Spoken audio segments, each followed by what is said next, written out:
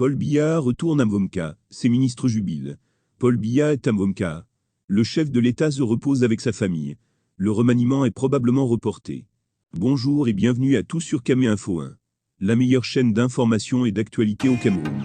Si vous êtes nouveau sur la chaîne, je vous invite à cliquer sur le bouton d'abonnement là en dessous et d'activer la cloche de notification pour ne rien manquer de nos prochaines vidéos. Après la 33e édition de la Coupe d'Afrique tenue au Cameroun, Paul Biya est retourné dans son village natal Mvomka. Le grand remaniement tant annoncé n'a pas eu lieu. Les sanctions promises aux détourneurs des deniers publics ne sont pas tombées non plus. À 89 ans, le chef de l'État n'aurait qu'une seule préoccupation actuellement, sa santé. Paul Biya s'offre une paisible retraite en famille loin des grands dossiers d'État. Jeune Afrique révèle que passe peu de temps, dans les bureaux du Palais de l'Unité, le palais présidentiel de Yaoundé. En effet, le chef de l'État camerounais préfère passer du temps dans son village natal de Mvomka, dans le sud du pays. C'est de là-bas qu'il est sortir, au compte-gouttes, quelques photographies le montrant bien souvent entouré de sa famille, et particulièrement de son fils Franck, et de sa femme Chantal.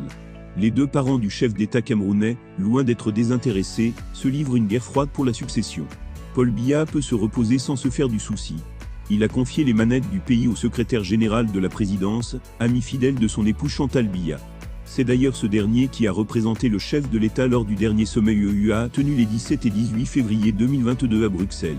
Cette nouvelle réjouirait plusieurs ministres du gouvernement se voit accorder une trêve après plusieurs semaines de pression et de crainte d'un imminent remaniement. L'homme politique Saint-Éloi Bidoun avait promis un tableau sombre pour les prochains jours. Le temps du président est proche, où il doit montrer aux Camerounais qu'il est comme Jésus, l'alpha et l'oméga. Encore quelques jours et le cyclone s'abattra sur le pays. Des baobabs seront déracinés, des morts en série, et des suicides en cascade suivront selon les prévisions de la météorologie politique. Il est temps de se mettre à l'abri, car la sortie du lion de l'hibernation, du coma ou du confinement, pour répondre aux préoccupations des Camerounais est proche. Fermez les guillemets, avait-il écrit dans une récente T. Là, nous sommes au terme de la vidéo. Surtout n'oubliez pas de vous abonner, et de cliquer sur la cloche de notification, pour recevoir le top des informations et actualités au Cameroun.